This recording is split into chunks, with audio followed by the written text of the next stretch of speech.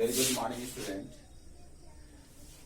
आज जो human physiology का जो थर्ड चैप्टर है body fluids and circulation, part 1 में हम डिस्कस किए थे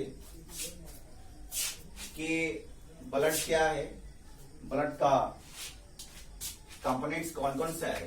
तो हमने डिस्कस किया था कि पहला जो था ब्लड का वो था आपका आरबीसी। आज हम डिस्कस करेंगे डब्ल्यूबीसी। आप जानते हैं कि जिस तरह से आरबीसी को हम इसका जो जूलॉजिकल नेम, उसका जो बायोलॉजिकल नेम है उसे कहा जाता है इथ्रोसाइट्स कहा जाता है। क्या कहा जाता है? उसी तरह से डब्ल्यूबीसी को, व्हाइट ब्लड सेल्स को, इसका जो बायोलॉजिकल नेम है उसे कहा जाता है ल्यूकोसाइट्स कहा जाता है। क्या कहा जाता है? ल्यूकोसाइट का। क्यों? ये आरबीसी चूंकि इसमें कलर पिगमेंट है ना, इसे आप कहते हैं हीमोग्लोबिन कहा जाता है। लेकिन इसमें क्या होता है? इसमें हीमोग्लोबिन नहीं होता, देयर इज नो पिगमेंट, इसमें पिगमेंट नहीं होता है। पिगमेंट क्या होता है? पिगमेंट नहीं होता है। अगर इसकी बात करें डब्ल्यूबीसी में, तो आप जानते हैं इसे सोल्जर ऑफ द बॉडी कहते हैं। क्या बोलते हैं? सोल्जर ऑफ द बॉडी कहा जाता है। और चूंकि ये डिफेंसिव का काम करता है, इसका जो साइज होता है, इस तरह से आरबीसी का जो साइज है पर मिलीमीटर क्यूब में कितना होता है आरबीसी? 5 to 5.5 million. उसी तरह से चूंकि आरबीसी में उसका साइज एबंडेंट था, मैक्सिमम था, उसके कंपेरिजन में जो डब्ल्यूबीसी का जो साइज है वो आपको अप्रॉक्स 6 to 8,000 जो है वो पर मिलीमीटर क्यूब होता है। इसका साइज इसके कंपेरिजन में क्या हुआ? इसके कंपेरिजन में कम होता है। आप जानते हैं कि इसका लाइफ स्पैन कितना होता है? Few days. लाइफ में क्या होता है? फ्यू डेज होता है, 7 to 8 डेज होता है। वहीं आरबीसी का जो लाइफ स्पैन है 120 डेज होता है। ये जो है डब्ल्यूबीसी जो है वो काम करेगा, डिफेंसिव मैकेनिज्म का करता है। तो आप जानते हैं कि इस ब्लड में चूंकि बहुत इंपॉर्टेंट होता है ब्लड के लिए डब्ल्यूबीसी, इसका बहुत बड़ा रोल होता है। तो अगर हम डब्ल्यूबीसी को डिवाइड करेंगे तो डब्ल्यूबीसी को अगर डिवाइड करते हैं ना तो 2 पार्ट्स में डिवाइड किया जाता है। एक को कहा जाता है ग्रेनुलोसाइट्स। क्या बोलते हैं? ग्रेनुलोसाइट्स कहा जाता है। दूसरे को कहा जाता है ए ग्रेनुलोसाइट्स। जिसको क्या कहेंगे? ए ग्रेनुलोसाइट्स कहा जाता है। ये टर्म से क्लियर है कि जिसमें ग्रैनुल्स होगा वैसे सेल को granulocytes, and there is no any granules, that is called the agranulocytes. उसको क्या कहेंगे? ए ग्रेनुलोसाइट्स कहेंगे। इसलिए कहा जाता है ये जो ग्रेनुलोसाइट्स है ना, ये ग्रेनुलोसाइट्स को हम 3 पार्ट्स में क्या करते हैं? इसे डिवाइड किया जाता है। एक को कहा जाता है बेसोफिल्स, दूसरे को कहा जाता है न्यूट्रोफिल्स, तीसरे को कहा जाता है एसिडोफिल्स, या इसका दूसरा नाम है, कहा जाता है इसको इओसिनोफिल। क्या बोलते हैं इसको? इओसिनोफिल्स कहा जाता है। कहने मतलब है इसे रखा जाता है ग्रेनुलोसाइट्स में। अगर हम एक ग्रेनुलोसाइट्स की बात करें तो उसे 2 पार्ट्स में डिवाइड कर दे, 2 पार्ट्स में रखा जाता है। एक को कहा जाता है मोनोसाइट और दूसरे को कहा जाता है थ्रोम्बोसाइट्स कहा जाता है। क्या बोलते हैं? आई बिग पार्डन हियर, लिम्फोसाइट्स। क्या बोलते हैं उसको? लिम्फोसाइट कहा जाता है। ये एक फ्लो चार्ट है डब्ल्यूबीसी का। ये डिवाइड कर दिए ग्रैनुलो और ए ग्रेनुलोसाइट्स में। ग्रेनुलोसाइट को डिवाइड कर दिए बेसोफिल, न्यूट्रोफिल और एसिडोफिल्स, एंड ए ग्रेनुलोसाइट को मोनोसाइट्स एंड लिम्फोसाइट में जाता है, बांटा जाता है। Write down.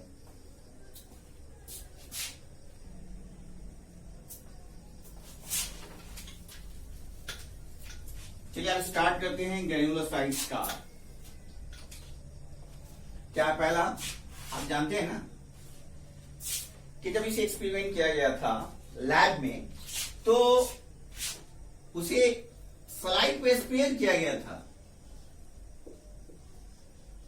किसी को टेस्ट करके बेसिक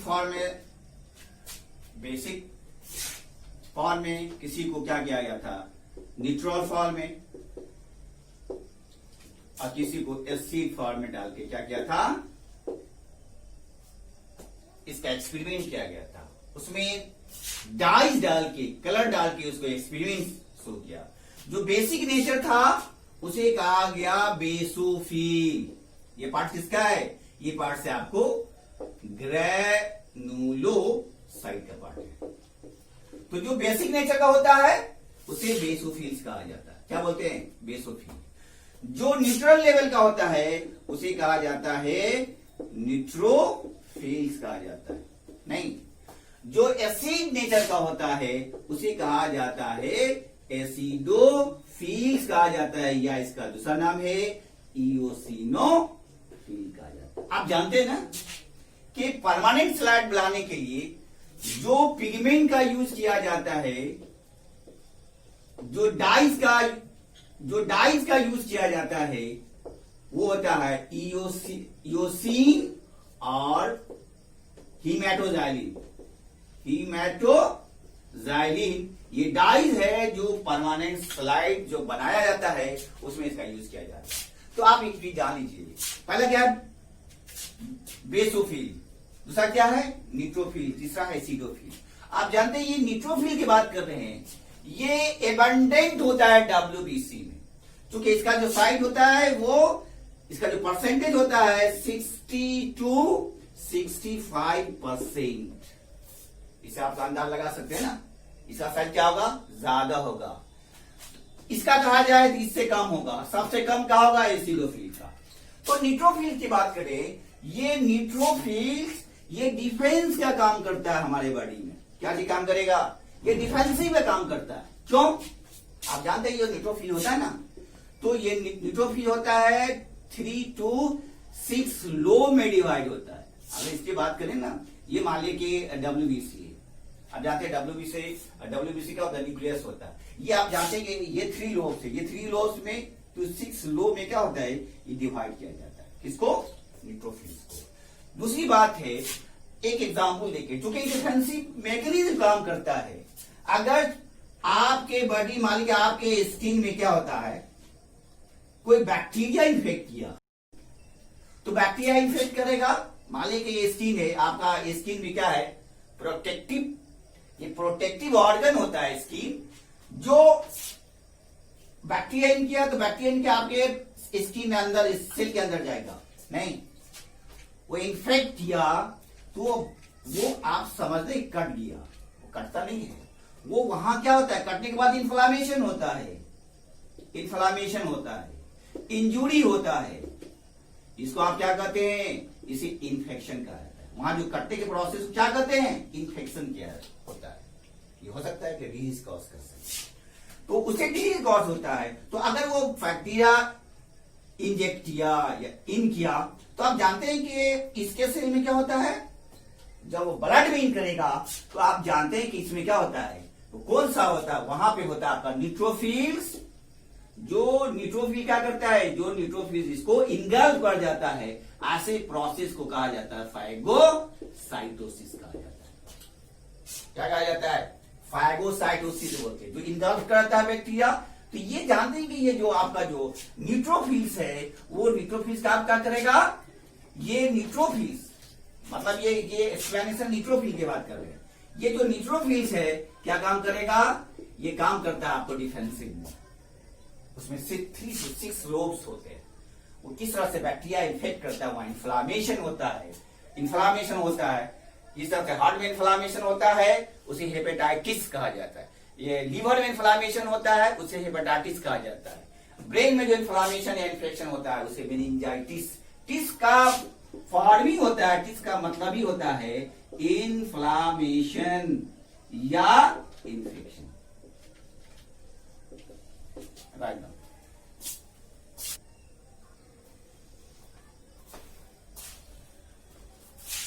फिर आप बात करें बेसोफिल का, तो आप देखें कि न्यूट्रोफिल जो है वो डिफेंसिव मैकेनिज्म में काम करता है। उसी तरह अगर बेसोफिल की बात करें, बेसोफिल की बात ये बेसिक नेचर का होता है, तो आप जानते हैं ना ये बेसोफिल एलर्जी कॉज करता है। क्या करेगा? ये एलर्जी जब कॉज करता है जब लंग्स को इन्फेक्ट करता है, जब लंग्स को इन्फेक्ट करता है तो वहां क्या होगा? वहां एलर्जी कॉज करेगा। क्या करेगा? एलर्जी कॉज करता है। तो आप जानते हैं कि जब मान लीजिए ये लंग्स है, नहीं ये लंग्स है, ये लंग्स की बात करें, ये अगर इन्फेक्ट करता है तो क्या होता है? कौन सी बीमारी होता है? वो अस्थमा होता है, अस्थमा, अस्थमा जिसको बोलते हैं, अस्थमा की नाम की बीमारी होती है। तो कहने मतलब ये एलर्जी कॉज करता है। चूंकि आप देखे थे कि न्यूट्रोफिल्स में पैथोजन है, नहीं वो पैथोजन क्या है? बैक्टीरिया है। बैक्टीरिया जब बॉडी को इन्फेक्ट करता है तो वहां इन्फेक्शन कॉज करता है। यहां क्या करता है? एलर्जी कॉज करता है। अगर बैक्टीरिया होता तो इसको इनगल्फ पड़ जाता। अगर बैक्टीरिया होता इसमें, इसे क्या होता? खा जाता। जिस तरह से उसको फाइगोसाइटोसिस कहा जाता है, यहां भी कर सकते थे, लेकिन यहां ना तो कोई पैथोजन है, लेकिन उसमें क्या होता है? उसमें एक केमिकल सब्सटेंस होता है, जिस केमिकल सब्सटेंस को कहा जाता है हिस्टामिन्स कहते हैं। क्या बोलते हैं उसको? हिस्टामिन्स कहते हैं। वो जो केमिकल सब्सटेंस है आपके लंग्स को, आपके बॉडी को क्या करता है? बॉडी को क्या करता है? डैमेज करता है, इंज्योर्ड करता है, जिसकी वजह से आपका बॉडी जो है वो डैमेज होगा और उससे क्या होता है? एलर्जी कॉज होता है। ये कंसेप्ट है आपका इसका बेसोफिल का। अगर ब्लड में है तो उसे आप बेसोफिल कहा जाता है। अगर लंग्स में है तो इसे क्या बोला जाता है? मास्ट सेल कहा जाता है। एग्जाम में पूछता है what is the precursor cell of the lungs, what is the precursor cell of the liver, what is the precursor cell of the brain, ये क्वेश्चन पूछा जाता है। तो आप पता है कि ये हुआ आपका बेसोफिल। अब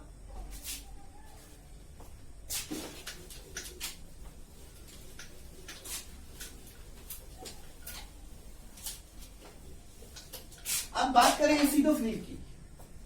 जानते हैं कि एसिडोफिल या इस्नोफिल, एसिडोफिल या इसे कहा जाता है इओसिनोफिल्स।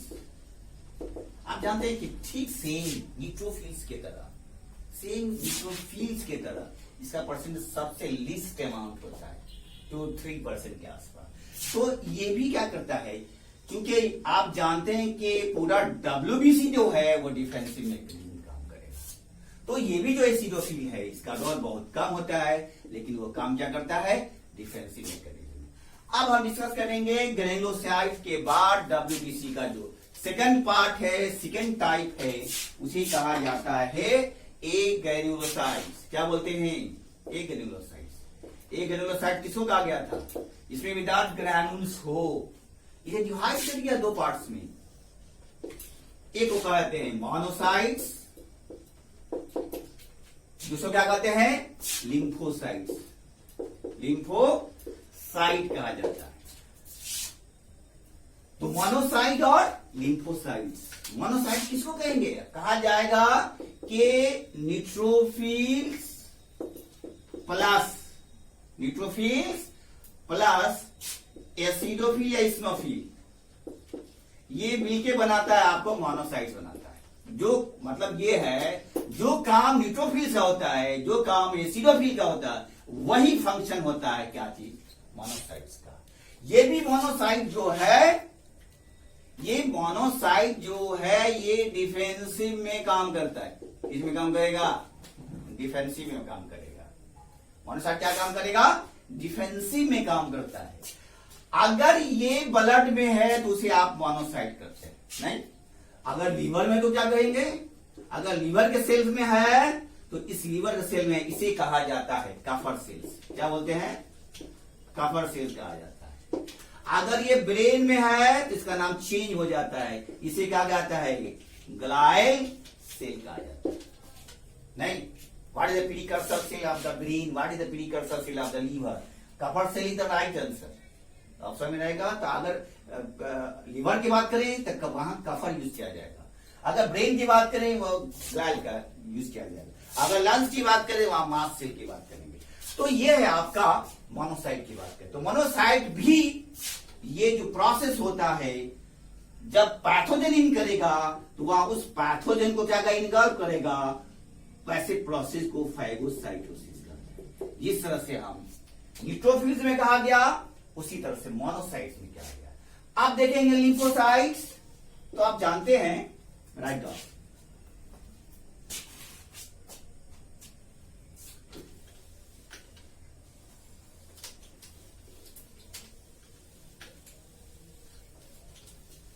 अगर लिम्फोसाइट की बात करें तो लिम्फोसाइट को दो भाग में डिवाइड कर दीजिए। एक को कहा जाता है लिम्फोसाइट्स, क्या बोलेंगे, बी लिम्फोसाइट। दूसरे को क्या बोलेंगे, टी लिम्फोसाइट्स, क्या बोलेंगे, टी लिम्फोसाइट्स। इस दोनों का फॉर्मेशन कहां होता है, इस दोनों का फॉर्मेशन जो होता है फॉर्मेशन बोन मैरो में होता है। क्या होता है, बोन मैरो में। तो आप जानते हैं बी से बोन मैरो कहा जाए, लेकिन ये होता है बर्ड का ऑर्गन होता है, इसे बॉर्ड ऑफ बसेल्स कहा जाता है। तो आप सिंपल कहिए कि जो बी का मतलब बोन मैरो, तो बी लिम्फोसाइट्स दोनों काम है आपका, दोनों जो बी लिम्फोसाइट बोन मैरो से बना होता है। तो बी लिम्फोसाइट्स इसका फॉर्मेशन कहां होगा, बोन मैरो में। कहां होगा, बोन मैरो में। आप जानते हैं कि बोन मैरो में इसका फॉर्मेशन होता है। तो मान लिया कि ये क्या है, बोन मैरो। आप देखते हैं इस पार्ट में बोन मैरो होता है, नहीं, बोन मैरो होता है। यही आपका मैच्योर होता है क्या चीज, यही मैच्योर होता है बी लिम्फोसाइट्स। लेकिन अगर टी लिम्फोसाइट की बात करें तो आप जानते हैं कि ये टी लिम्फोसाइट के बाहर क्या होता है, ये मैच्योर होता है, नहीं। टी लिम्फोसाइट क्या होगा, टी लिम्फोसाइट का मतलब होता है, टी का मतलब थाइमस। थाइमस क्या है, एक ग्लैंड है, राइट बात।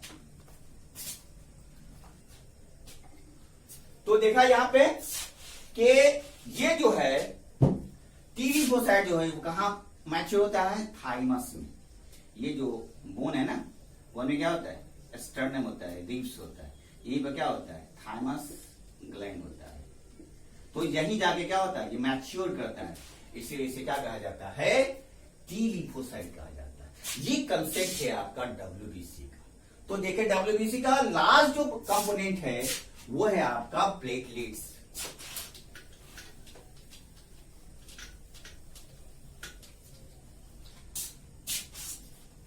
क्या लास्ट जो है कंपोनेंट, जो फोर्थ एलिमेंट है उसे कहा जाता है प्लेटलेट्स। इसका जो बायोलॉजिकल टर्म है उसे कहा जाता है थ्रोम्बोसाइट्स करते हैं। क्या बोलते हैं उसको, जिस तरह से आरबीसी को एरिथ्रोसाइट कहा जाता है, डब्ल्यूबीसी को ल्यूकोसाइट कहा जाता है, उसी तरह प्लेटलेट्स को जो है वो थ्रोम्बोसाइट कहा जाता है। इसका फॉर्मेशन कहां होता है, बोन मैरो में। बोन मैरो में एक सेल्स होता है जिस सेल्स का नाम है मेगा कैरियोसाइट होता है। फॉर्मेशन कहां होता है, इसका फॉर्मेशन कहां होता है, इसका फॉर्मेशन होता है मेगा कैरियोसाइट्स में। ये बोन मैरो में जो सेल्स होता है वहां होता है प्लेटलेट्स का। तो इसका फंक्शन क्या होता है, आप जानते हैं कि इसका जो फंक्शन होता है प्लेटलेट्स का, ये ब्लड क्लॉटिंग में होता है, ब्लड कोगुलेशन में होता है। इसका नंबर कितना होता है, अगर इसका नंबर बता जाए तो एक नॉर्मल इसका जो रेंज है 145 लाख टू 350 लाख। मतलब इसकी बात करें तो ये हो गया आपको 350 लाख, 350 मतलब ये 3.5 लाख के आसपास ये, और ये आपको 145 लाख मतलब 1 से 1.45 मतलब है 145, मतलब है कि लगभग 1.5 लाख के आसपास, नहीं तो 1.45 लाख कहा जाए, और ये इसका रेंज होता है 3.5 लाख होता है, नहीं तो ये इसका क्या है, ये इसका साइज होता है पर मिलीमीटर क्यूब होता है। कितना होता है? पर मिलीमीटर क्यूब होता है। तो देखा क्या? तो हमने देखा कि आज जो डिस्कस किए वो था आपका WBC। पिछले लेक्चर में हम डिस्कस किए वो था आपका क्या? वो था आपका कंप्लीट ब्लड, मतलब बॉडी फ्लूइड्स जो देखा वो था आपका ब्लड को आपने डिफरेंट कंपोनेंट्स में बांट दिया। अगर फ्लो चार्ट देखेंगे तो आपने ब्लड देखा नहीं, ब्लड में आपने 4 कंपोनेंट्स में डिवाइड कर दिया। एक था आपको प्लाज्मा, दूसरा क्या था? दूसरा था आपका RBC, तीसरा क्या था? WBC, या क्या था? प्लेटलेट। यही है ना। और उससे आपने देखा कि प्लाज्मा को हमने प्रोटीन में डिवाइड कर दिया, फिर उसमें आइंस में डिवाइड कर दिया, फिर आपने वाटर में डिवाइड कर दिया। RBC की बात करें तो RBC आप जानते हैं कि डिफरेंट पार्ट्स में डिवाइड कर दिया उसको। रेड ब्लड सेल की बात करें तो आप जानते हैं इसमें डिफरेंट नंबर और ये होता है। WBC की बात करें तो आप जानते हैं इसमें 2 पार्ट्स में डिवाइड कर दिया, ग्रेन्युलोसाइट और एक ग्रेन्युलोसाइट्स नहीं, ग्रेन्युलोसाइट को हमने बांट दिया, जिसमें बांट दिया उसको बेसोफिल में, उसके बाद न्यूट्रोफिल में और एसिडोफिल में या इस्नोफिल में बांट दिया। और WBC और ग्रेन्युलोसाइट को क्या किया? एक ग्रेन्युलोसाइट को हमने बांट दिया मोनोसाइट और लिम्फोसाइट। और प्लेटलेट्स को आप जानते हैं कि सिंगल होता है, उसमें जो काम क्या होता है? वो ब्लड कोगुलेटिंग। ये कंसेप्ट है आपका बॉडी फ्लूइड्स का। यही बॉडी फ्लूइड जो है, यही बॉडी फ्लूइड्स क्या करता है? सर्कुलेटरी सिस्टम के जरिए ट्रांसपोर्ट होता है।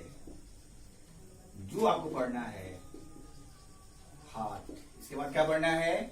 इसके बाद नेक्स्ट लेक्चर में हम डिस्कस करेंगे जो सर्कुलेटरी सिस्टम है ह्यूमन बींग्स में, हार्ट के बारे में। तो नेक्स्ट लेक्चर में हम हार्ट के बारे में एक्सप्लेन करेंगे। तो ये कंसेप्ट है आपका इसका ब्लड का, डिफरेंट टाइप से, डिफरेंट वे से, किस तरह से वेस्ट प्रोडक्ट निकलता है, क्यों वेस्ट प्रोडक्ट निकलता है, कौन सा सेल क्या फॉर्मेशन करता है, यही कंसेप्ट है बॉडी फ्लूइड का। तो वही आप वेट कीजिए, नेक्स्ट लेक्चर में हार्ट के बारे में एक्सप्लेन करेंगे।